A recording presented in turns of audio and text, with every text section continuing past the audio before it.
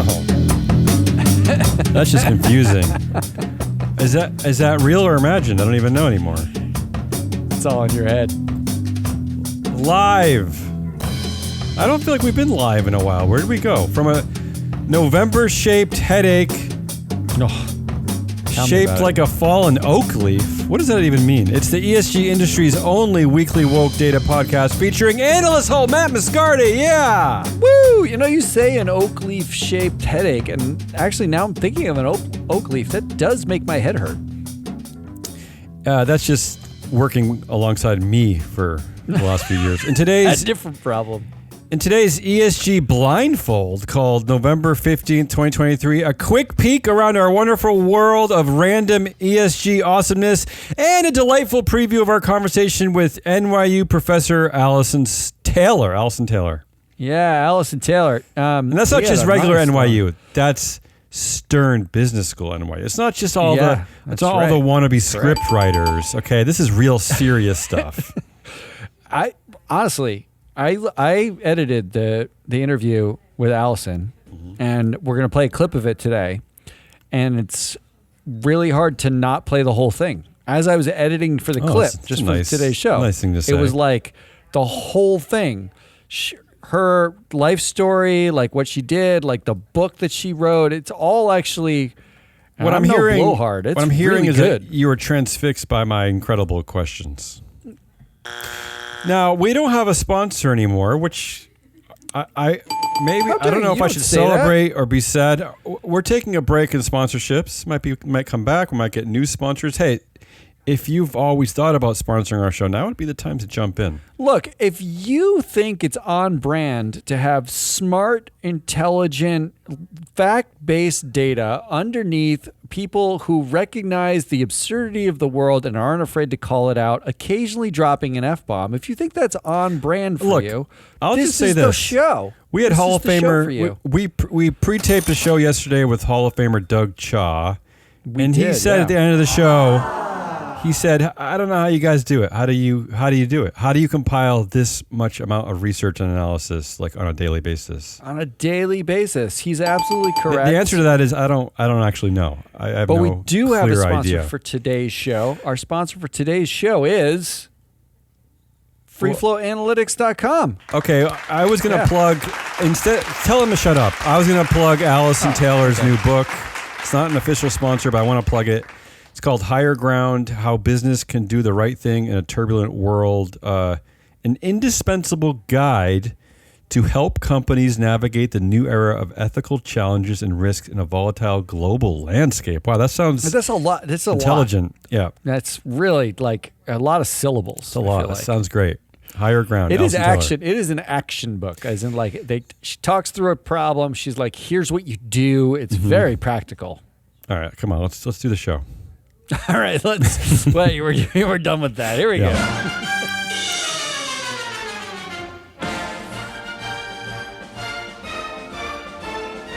I got 10 incredibly awesome ESG headlines. Actually, they're kind of packed. They're kind of packed with fervor today, and then we will wrap up today's show by previewing our interview with Alison Taylor. What do you have? Like a clip? I got a clip. It's a 9-minute clip from a 40-minute interview that will drop tomorrow. Awesome. See, Alison, see how good we are to nothing? I don't know. I don't know what that meant. Let's go. Okay, Matt, this one is confusing me. General Motors workers are voting against the UAW contract. This is unbelievable. Union workers at Ford and Stellantis are happy. They've been steadily approving the contracts, but there's been opposition at GM. And they're saying it's because it appears to be coming from veteran GM workers who are disappointed that they weren't able to negotiate gains like stronger retirement benefits. I mean, wow. Look, the level of self-interest here is insane to me. Yeah. This is, can I congratulate myself? No. I don't actually agree with you, but go ahead and tell them why you're going to say it. I called the UAW negotiation as they settled the contract dispute or settled air quote the contract dispute the top That is the apex. Well, it's all downhill from here. We're not going to see better than that. GM workers, I guess, are disagreeing with you. They want more. They think that there's more negotiations to happen. They're not satisfied.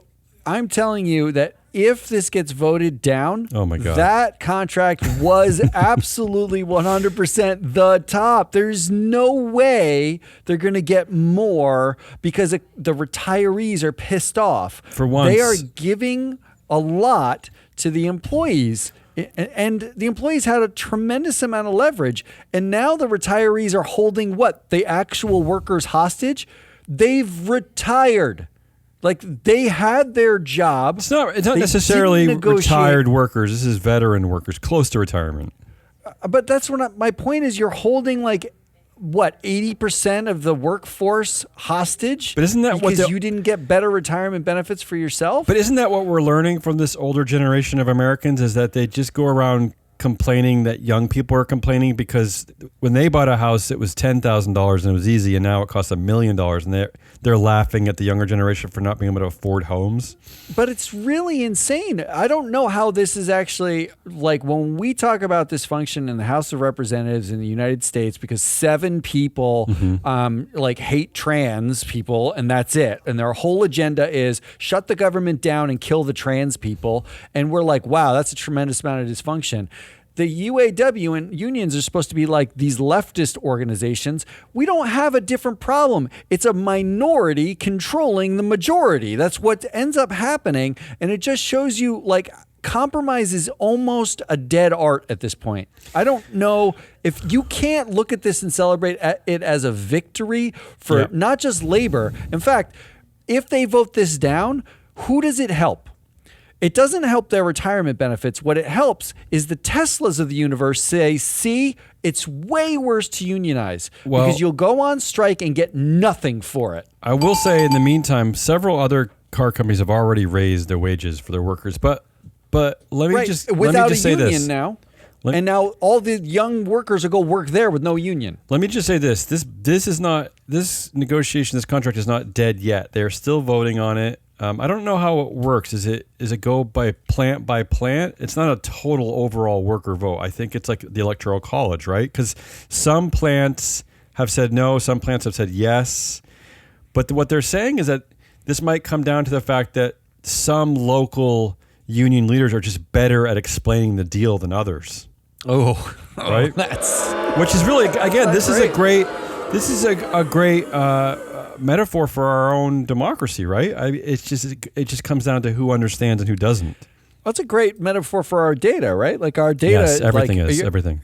It's like if we can translate the data, there's no reason why people wouldn't vote differently. Well, that's exactly what we're seeing.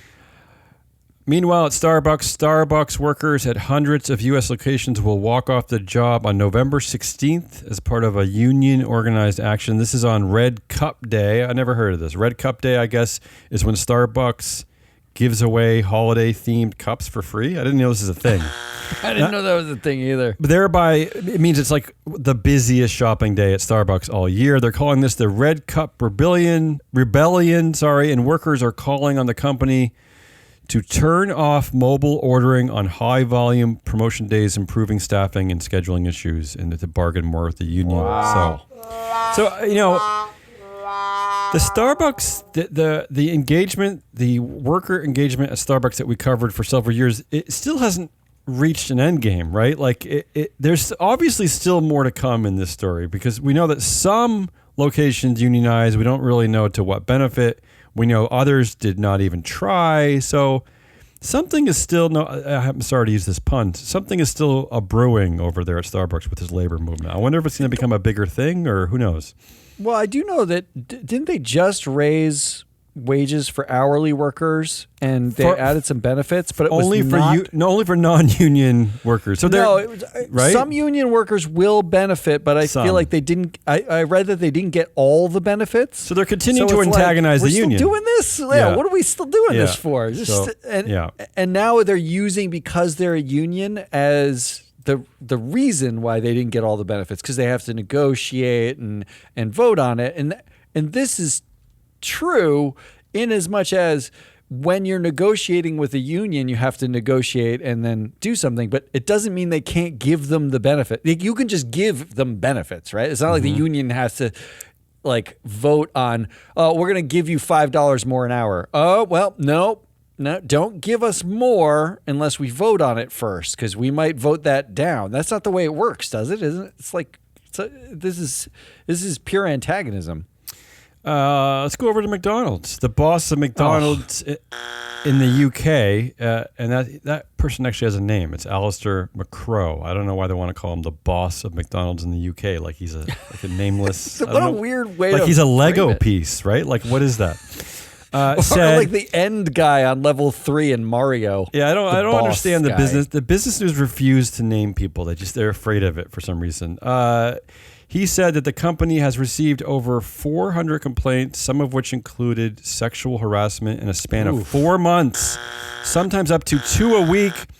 He said that the experiences of some of the fast food chain's workers were, quote, truly horrific and very hard to listen to. He also said these cases are absolutely horrendous.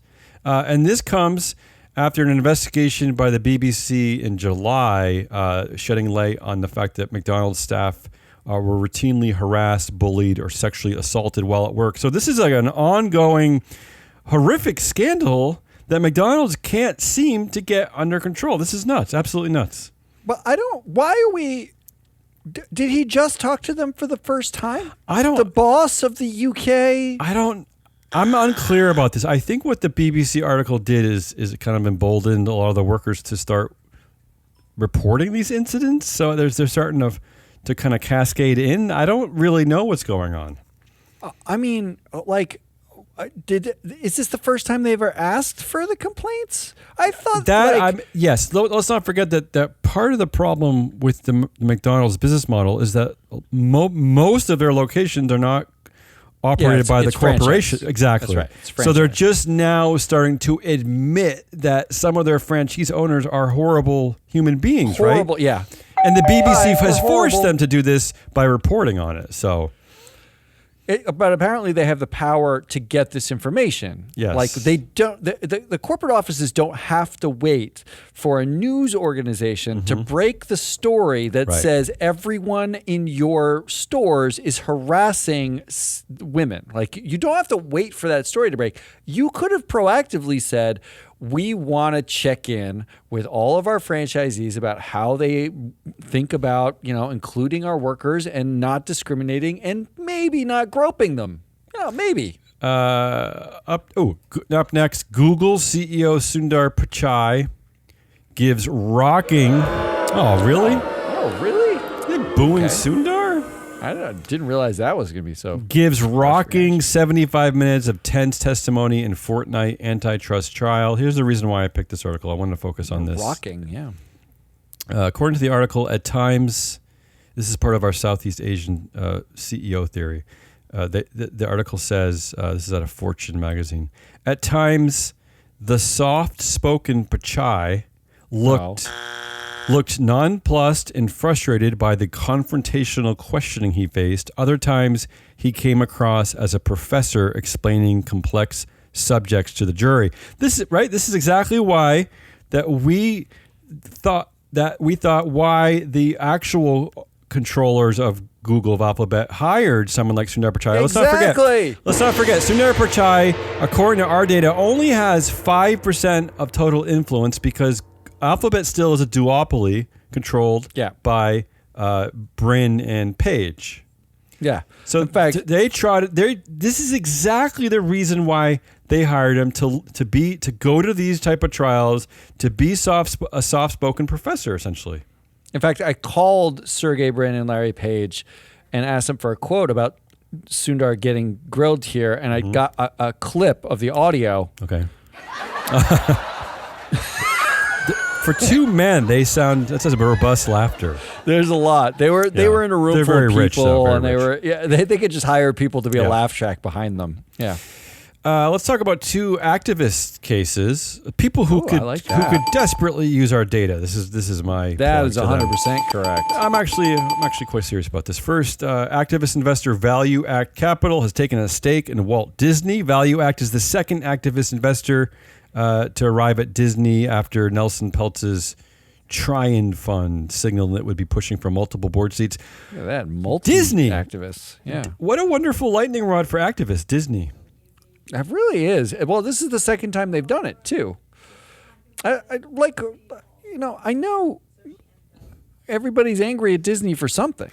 Value Act. Doesn't that mean you're doing something right? Value Act. I know you're listening. Reach out to us. We could come up with so many different ways to target, like which directors to vote out, which directors to keep, whatever. We could help you find other directors to put in place with high performance ratings. So we could talk about this forever. We had the data, we had the knowledge. Come on, what are you waiting for? Yeah, call us. I don't know why you're listening to this and not calling us. I will say this: it won't come cheap.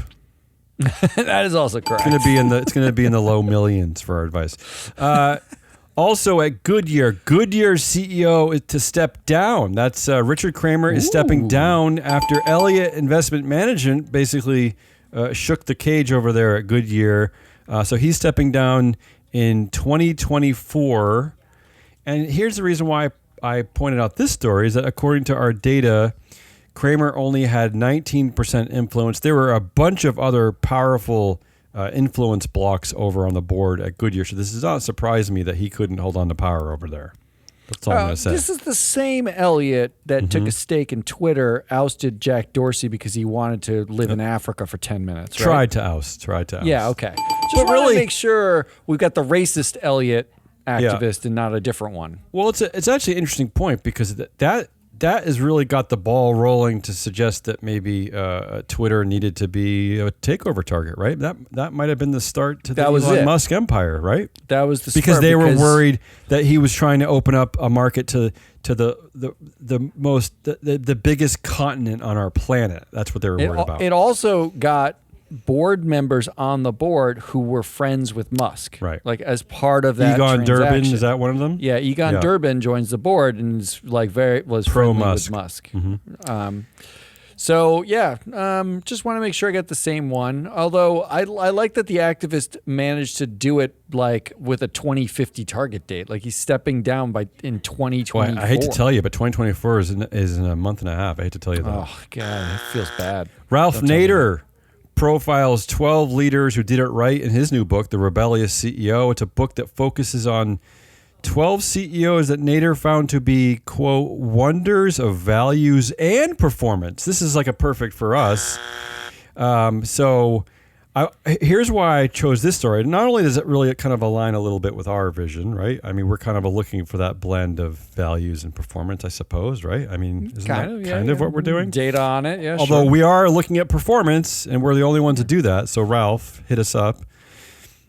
But the reason why another reason why I picked this is that the list of 12 CEOs, these are people that we never talk about, which doesn't surprise me because we're usually outlining horrible CEO behavior that we think that the board should take extra look at. But these are people like John Bogle, the Vanguard Group, Anita Roddick, The Body Shop, I know her. Gordon Sherman, Midas International. So it's just a random list of people that don't make our show. So I'm happy that they don't make our show is what I'm trying to tell you. The John Bogle, I feel like I don't understand at all. Well, you should read the book, I guess. It's chapter one. It's chapter one. But that's a group of investors who voted for nothing. Hey, read the book. They voted with management 100% of the time, basically, and they do everything to avoid anyone looking at them.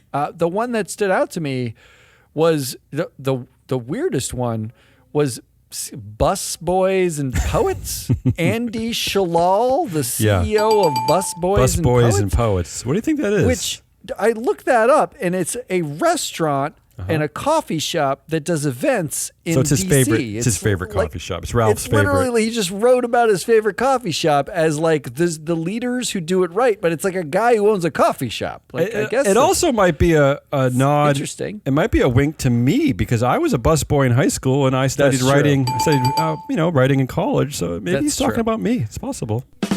And look where you got. Yeah. I will say this: being a busboy better than a waiter because you share the tips and you're not crying every night. You don't have to. People aren't yelling at you. Yeah. No sexual harassment. Speaking of horrible CEOs, here's an article out of who cares? Futurism. What is Futurism? It's a bloggy article place. This is based on reporting from Reuters. There's a new Reuters investigation about a SpaceX worker that died 9 years ago, and the company kept it secret. Not only, even worse, although I don't know how it could be worse than that. According to a new investigation out of Reuters, there have been over 600 unreported injuries out of SpaceX of varying severity, despite it being a regulatory requirement to report any injury to OSHA. So this is what's going on over there at SpaceX. I'm kind of shocked, right? I am totally shocked Yeah. that whoever the owner is of SpaceX would not care about regulations like from OSHA. I am totally and utterly shocked. When are we going to get to the final straw with this dude? When is the board of Tesla going to be like, this guy's reputational risk is too much? When are we going to pull the I mean, like, we just saw a proxy that listed Vince McMahon as a risk factor to the company he's the executive chair of. Like, they just said, like, I mean, they could have just said as a sentence, Vince McMahon is a risk to our company, and then just moved on to the next risk factor. I don't understand at what point a risk factor becomes such a liability as you could just vote that guy out. In fact, everyone, hey, let's look. Does Elon Musk own dual class shares? He does not. You can vote him out of Tesla tomorrow if you wanted to. I mean, I should add that again, these are 600 unreported injuries uncovered by Reuters. So that doesn't mean that that's all. That's it. I mean, that's never all. That's what they could find. All right, let's get super nerdy. You're gonna hate this one. Oh, good. An analyst from Liberum, I've never heard of them, but doesn't mean they're not great, has hit out at MSCI over its ESG ratings methodology, warning that they may feature monetary conflicts of interest. Oh, I hate okay, so these are wrong. Okay. I want to talk about this.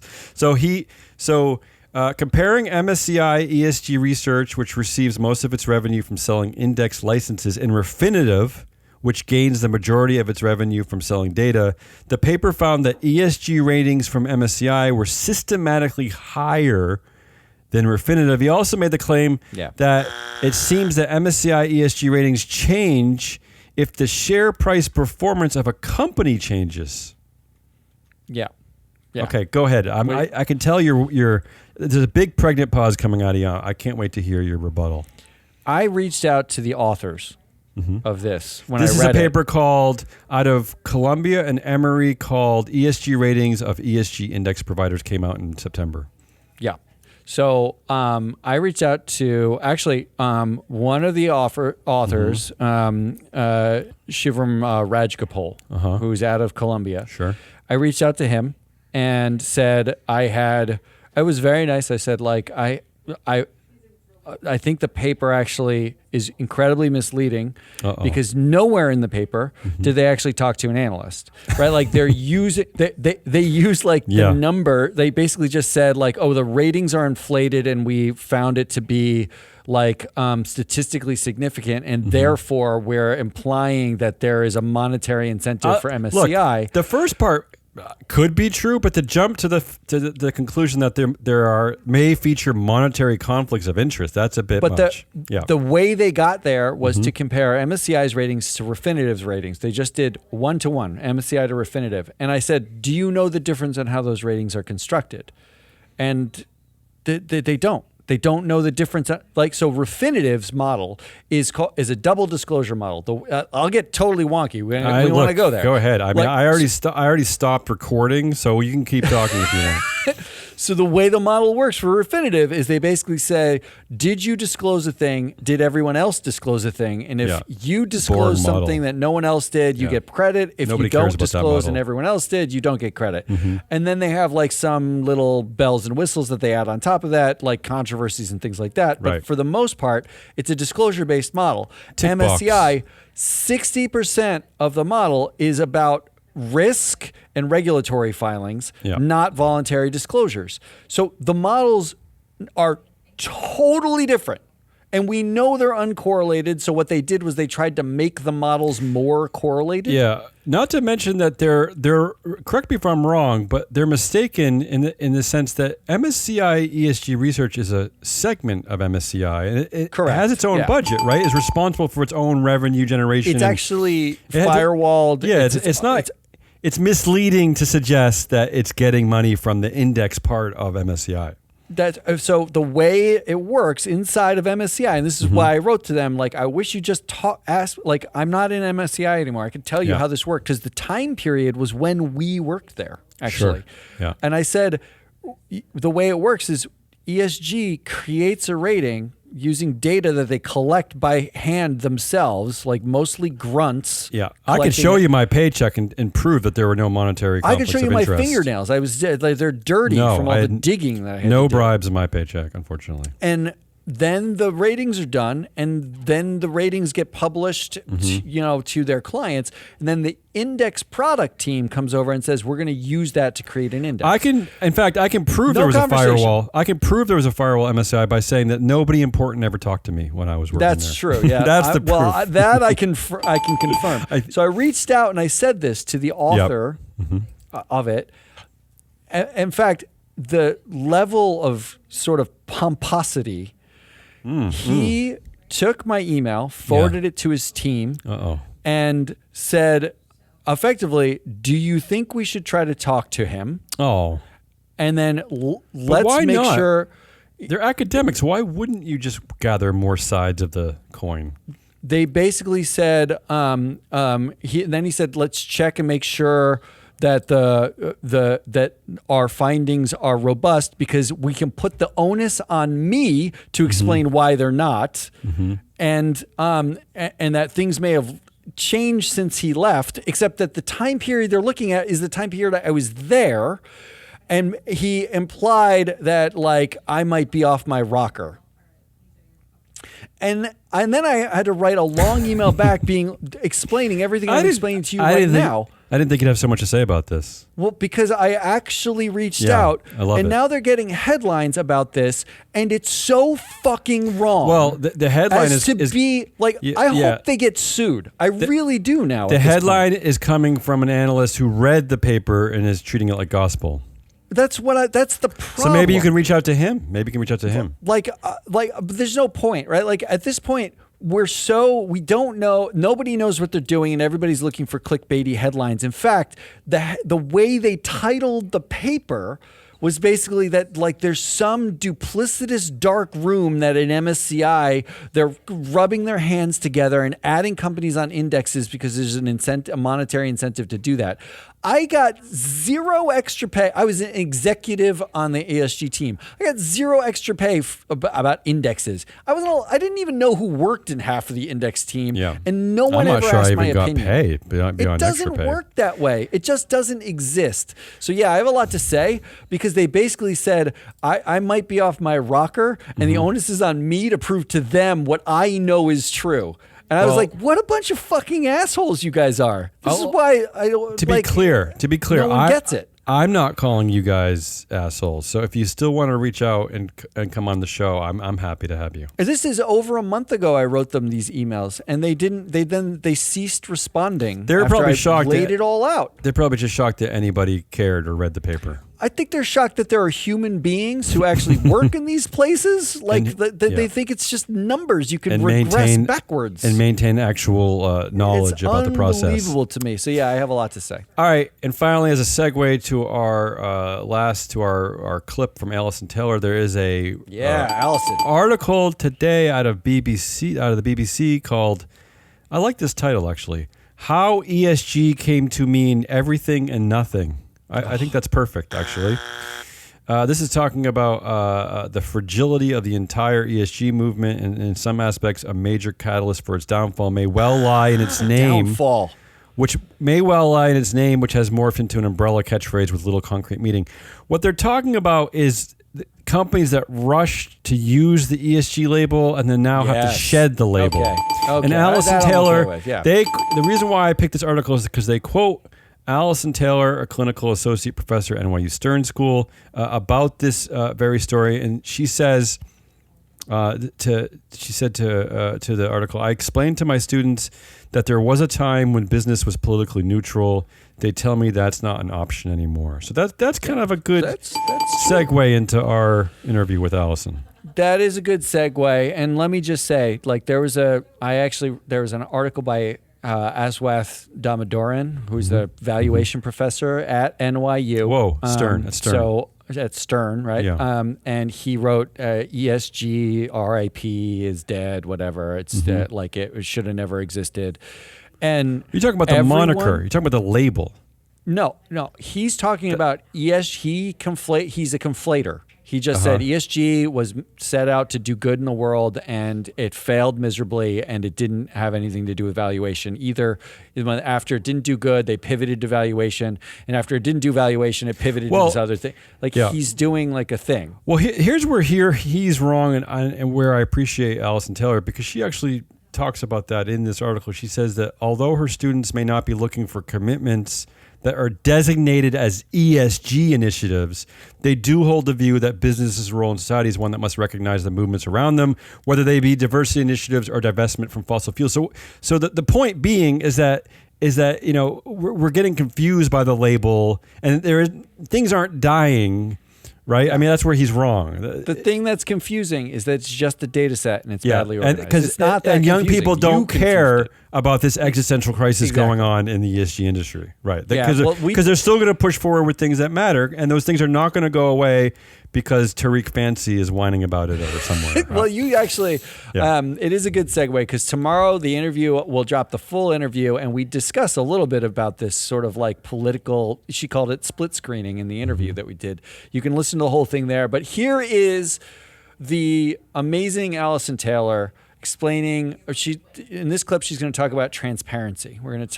She's going to talk about transparency not being necessarily the panacea. Here's Alison Taylor. We are with Alison Taylor, the author of Higher Ground, How Business Can Do the Right Thing in a Turbulent World, which actually comes out in February of next year, which makes me feel incredibly special because I've read the whole thing already. Like, that's never happened to me in my life, where someone was like, here. You've read a whole book? I read that's never happened. I've never read a book. She's also the clinical professor at NYU Stern School of Business. And I want to start with the fact that your bio, like, that I read, doesn't do justice to the bio. There's one line in the book that the quote is, "In my 12 years as a corporate intelligence specialist," which, please tell me that's as fabulous and like secretive, and you're a corporate ninja, because that's how it sounds. Was that what it was like? It was fun. I mean, it was really a lot of fun. And I was, first of all, in this job, head of Middle East and Africa investigations, and then head of the Americas. So I spent a lot of time in Lagos. I spent a lot of time drinking with journalists in bars. I spent a bit of time in Dubai. And I guess at the end of the day, I'm incredibly nosy and I like to gossip. So if that is your interest, this is the perfect job. I really had a lot of fun. Yeah. You sort of described ESG data, really. Yeah. Gossiped and nosy. Yeah. Well, I mean, sort of. Actually, the book is full of like these story nuggets that are amazing. The most damning one to me was the Nizaki story, which I'm sure I might be saying wrong. But there's like quotes in there like about how one immediate problem we faced was that compliance teams were asking questions that were somewhere between difficult and impossible to answer, and then goes to, there's simply no neat paper trails. The long nights I spent in hotel bars with well-connected sources usually raised more questions than they answered. It really does sound like you're wearing all black, like rooting through the trash of like supply chain to figure out who owns this company. It has been known. It was known. Yeah. I mean, that was how I spent my time. This was something that, it was an industry that in the 90s was pretty sleazy. It was like black ops and counterintelligence. And then after 9/11, everybody started to get obsessed with corruption and terrorist financing and money laundering, and the industry pivoted to investigating corruption. But I think this is obviously salient to how I approach questions of ESG more recently, because this is where I developed my nasty, suspicious mind and not believing anything anybody tells you. So that proved to be a very useful mindset when I moved over into sustainability. But it also, when I moved over into sustainability, raised a lot of questions about what corporations were up to, because there was this very siloed approach between all the nice stories we tell in sustainability about the wonderful things we're doing, and then what was actually happening when I was working with the lawyers. So, yeah. So when you see a press release come out of a company, and I'm generally talking about large companies, do you immediately laugh or giggle, or you're like Fox Mulder and Scully? You trust nothing, right? Or is it correct. is there nuggets that you see when you see some of that stuff? Do you flash back and you're like, you know what, this nugget seems true, and the rest of this definitely feels like bullshit? I guess I would say, if you spend a long time in this field, you get good instincts for things. I think I have good instincts usually for where to look and what might be more or less credible. But, this highlights a big problem in this whole space in general, right? Not to kind of jump to these big themes, but we act very often as if companies are just more transparent, we will all collectively be able to sniff out what is bullshit and not, and hold them accountable in some way no one ever fully spells out. And I think, as we know, like if you spend any time in the supermarket wondering what kind of eggs or coffee to buy, it's overwhelming, it's confusing, we've all got enough to do. And I don't know how we got into this idea that the public is somehow supposed to hold corporate America accountable, because it's hard, even if you've got a lot of expertise. So, I think we're in this weird conversation where we're kind of encouraging corporations to bullshit and then getting very angry with them when they do. Yeah, let's talk about the disclosure issue, because it's very prominent in the book. The recognition that disclosure isn't the solution, right? And the double-edged nature of disclosure. Yeah. Why is it not the solution? Damien is full transparency, he's all the way at the other end of the spectrum. Make everybody do stand-up comedy routines and record them and then make those public, that kind of thing. I think, I don't think transparency is bad per se. I just think we're telling this weird story. If you look at the CDP website, for example, and what it was saying when it was founded in 2000, it's kind of like, we're going to push all these companies to disclose, and then we're going to hold them accountable, and then we're going to drive change and tackle climate change. I think we need to just recognize that it's now 23 years later and we're still arguing about what and when to disclose, and we still act as if this is going to be a panacea when it in fact isn't. I think also we don't acknowledge company disclosures are massively complicated even when they're not trying to lie to us. So the notion that if we just get more information, we'll be able to hold these entities accountable in some way that's never fully spelled out, I think is wishful thinking. And I think it's a lot of job creation for the conscience-ridden children of boomers. It makes a lot of people feel like they're doing a bunch of stuff. But when I look out there, I'm like, wow, there are a lot of people working on information and not a lot of people working on actually changing anything. So that's what worries me about this. We treat it as a solution, it isn't. I agree with you, but I wonder, is there not an unintended consequence to asking anyone to disclose anything about that? Like if I had to disclose my relationship history to everybody when I met a new partner, wouldn't it kind of make me a better partner to the next one? Like if I had to admit some of the stuff that I did wrong, and you know what I mean? I just think that and then no one would date you. That's okay, but that's fine. But I'm just saying, is there not a positive unintended consequence that by making companies just tell us who they are to the best of their ability, that as a society we're at least edging towards more proper behavior? I don't know. I mean, maybe I'm Pollyannish about this.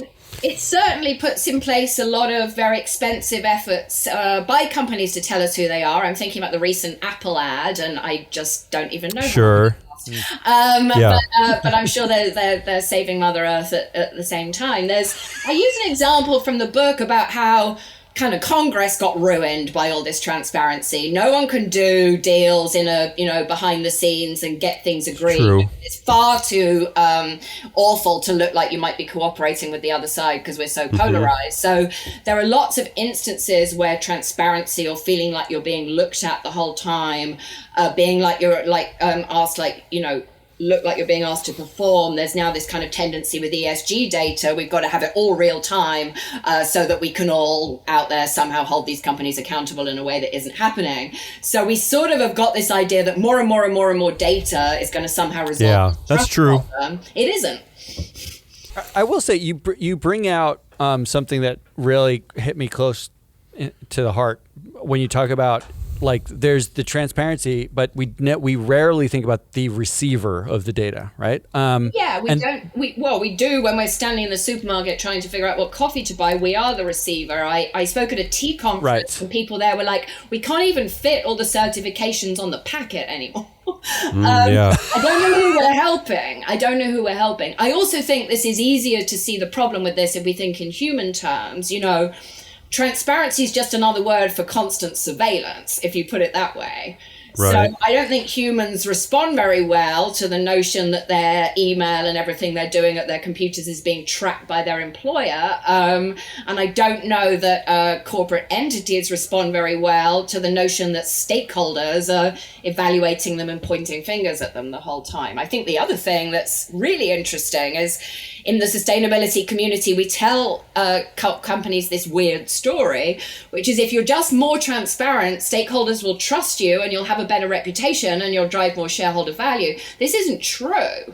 We tend to attack often the best performers, not the worst performers. The best place to be is in the middle of the pack with your head down. We punish the best companies. So we're telling people a story that isn't true, and then we're not surprised there's skepticism. That was Alison Taylor. You're on mute still. Yeah, you're right. It wasn't us. No, it was us. But the third person wasn't us, right? The woman? That's not us, is it? Well, yeah, she's I'm confused. Better than us. She was much better than us. That's Damian Rollis. Hazelnut Rollis. Hazelnut Rollis. Hazelnut Rollis. Well, you drink hazelnut coffee once. That's what it's going to be for the rest of my life. That's fine. I'm your analyst, Hole, Matt Moscardi. We are Free Float. This was Woke Wednesday. Come back on Friday for our weekly wrap-up. And stay tuned tomorrow for the full interview with Alison. And next week, we're going to have some new stuff, possibly that we're going to launch with Doug Cha, the Hall of Fame, Governance Hall of Famer Doug Cha. Agreed to be on our show again. So stay tuned for that. Until then, goodbye.